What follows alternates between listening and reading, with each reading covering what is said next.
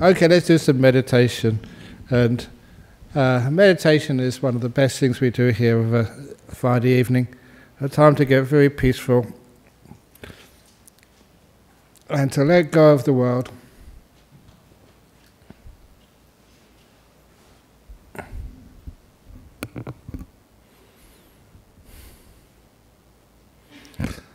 So first of all, we close our eyes when we meditate for the reason that it allows us to focus our mindfulness inside. So often in the world, our awareness, our attention is drawn outside by all the things which we have to do outside. But now we focus on the inside. The inside is a word which my teacher Ajahn Brahm coined. Our real home is inside. You may live in a comfortable apartment or even a mansion, but the real home is inside your body, inside your mind. So if that real home is comfortable, then everything else in your life is reasonably okay. You have a place to rest. So with your eyes closed, first of all, I advise people to become aware of their body, starting with their legs. And it's not just being aware. Mindfulness has some responsibilities. If your legs need adjusting, please do so. It's called adding the kindness to the mindfulness. Comes kindfulness. You're kindful just to your legs first of all. How are you? Do you need some special movement, attention, whatever? And I don't remove the attention away from my legs until they're comfortable. And then I go to my butt, making sure that that is well positioned on the cushion. Again, if I'm not careful, I can get a sore bottom after 20 minutes. And that disturbs the whole meditation. If you need to fidget, now's the best time.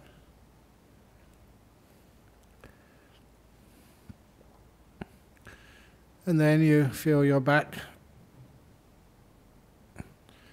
I just got in the habit of stretching it when I start meditating. It feels good and I relax it and my back comes to a comfortable position. A position which I can maintain for half an hour.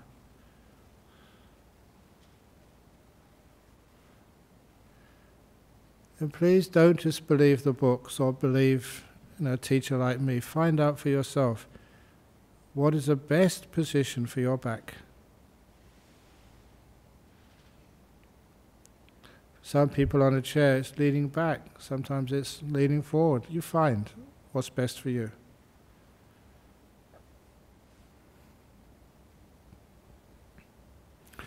And then to your shoulders, making sure they're relaxed.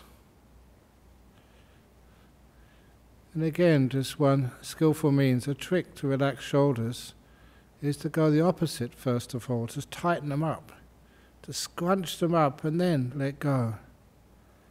And they end up more relaxed than when you started. And I do this carefully, meticulously, because I know that if I don't look after these parts of my body, the meditation will be disturbed by aches and pains. And they're unnecessary. And I go down my arms, past my elbows, wrists and hands, to all those areas, finding how I can make my arms and hands more comfortable. Again, when people look in the books how you should put your hands, what position they should be, you find that out by asking your hands where they want to be, where they feel the most comfortable. This is using your own wisdom, born of awareness, motivated by kindness, to find simple truths of just comfort And then later on you use the same methods to find deeper truths.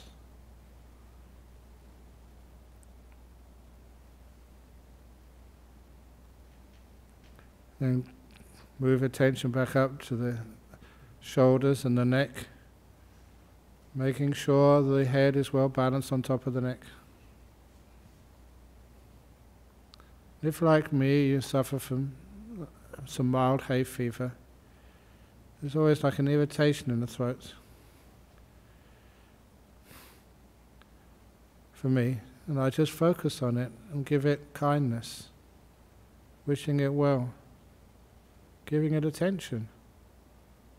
And that softens the feeling. Sometimes if I'm meditating alone, not teaching but just meditating, I spend a long time there and really give it so much energy, the feeling almost vanishes.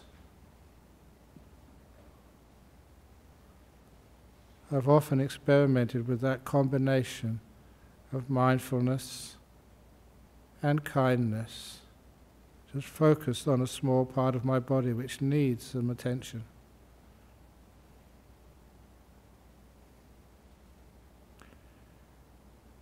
And once my throat is good enough, go up to my face, muscles around the eyes and the mouth. It's not that hard to be aware of those muscles.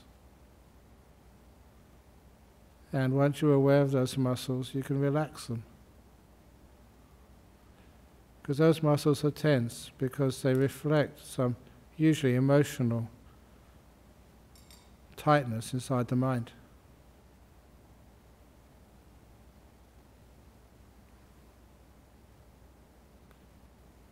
And recently, I've just been adding the extra bit of meditation, knowing that it's just imagination and visualization, but sometimes it helps.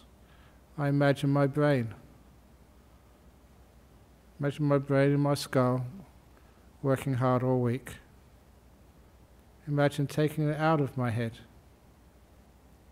and then putting it in a nice little basket, nice and warm and cozy, and say, brain, you've been thinking so much all this time. Now you don't have to think at all. Take a rest, take a break. Giving some freedom to a brain like yours, which sometimes has to do too much. And then lastly, I become aware of the whole body, like it's all connected now, from the top of the head to the toes, tips of fingers and everywhere else. And I'm sitting here just relaxing, not trying to work things out, not trying to aim for something. The purpose in this moment is just to be and relax to the max. And the awareness is on the feelings in the body, especially the feeling of relaxation, which when you focus on relaxation, you find that it's a very pleasant feeling. And I don't stop until I can experience with my mindfulness the pleasure of a relaxed body. And I do this for two reasons. First, it makes the body very healthy. When you relax, the body tends to do its healing. But number two, because it also reminds me that meditation is very joyful. You get lots of happiness and pleasure when you're still and peaceful.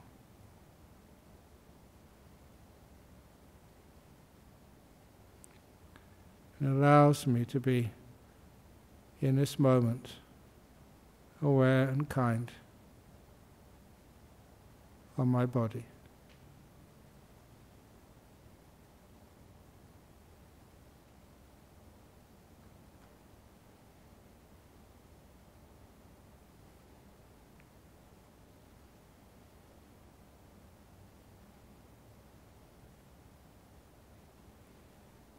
When I'm ready, then I move to my mind. Many people have difficulty understanding what this mind is. So to point out one of the most important parts of your mind, its level of peace or its agitation, what I say is measured by your peaceometer. How peaceful are you right now? How agitated are you? That reading gives you a measure of how peaceful you are. But also, that reading changes. You soon become aware that some things make you more peaceful, that some attitudes make you more agitated. You learn the cause of a peaceful mind. You understand what creates agitation.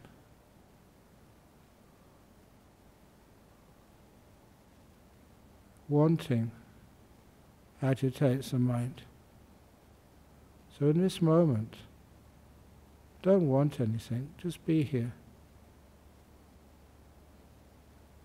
When you have wanting, you create the past and the future. When you are content, all you have is this moment.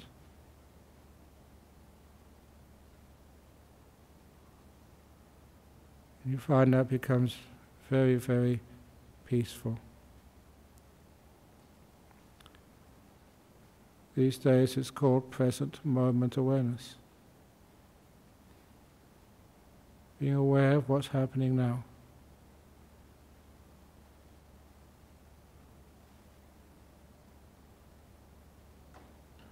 And relaxing in this moment.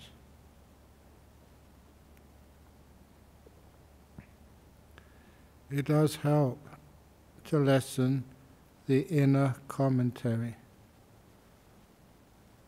that our addiction to giving things names and working out what they mean. Shh. As we listen to this moment, to this world experienced in our mind, silently.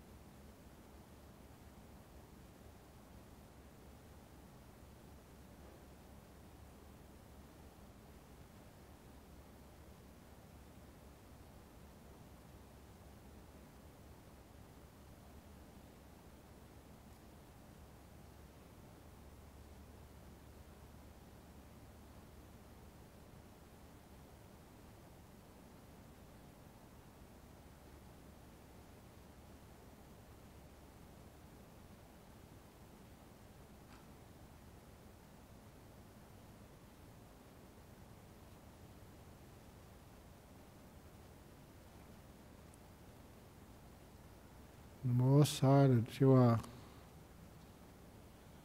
the more delightful it seems. When you relax your body, it becomes a delightful feeling. When you relax your mind, that too becomes a delightful experience of the present moment.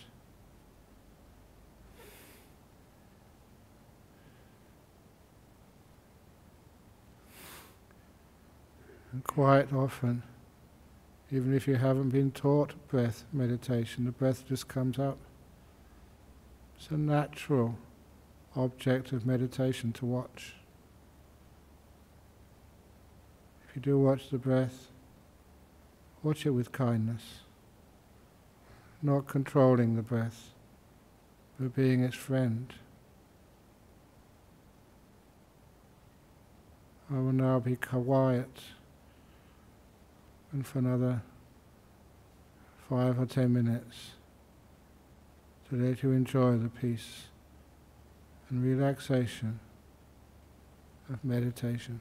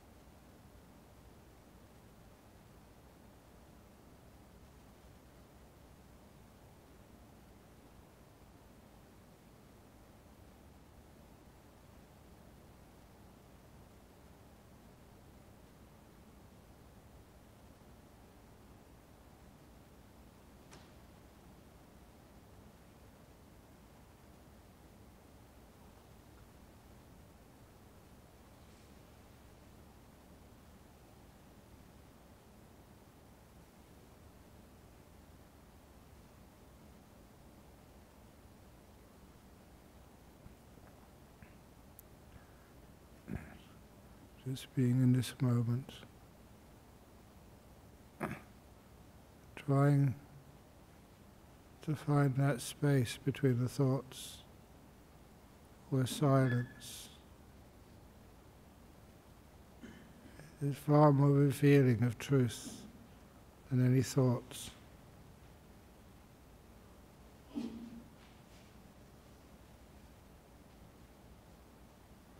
How do you feel right now? It's coming close to the end of this short meditation period. How do you feel?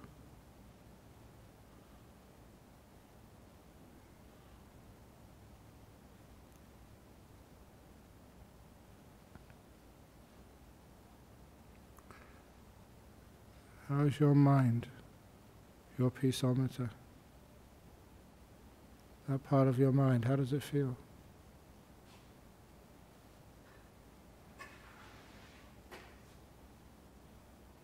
And how relaxed is your body?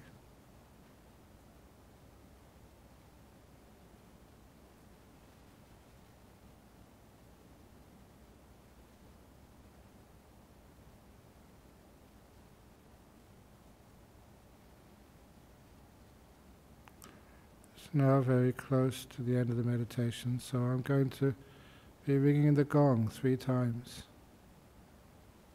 So don't jump out of meditation too quickly.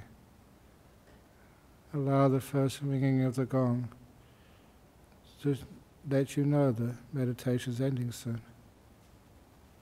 Second and then third ringing. And the third ringing is when you may open your eyes.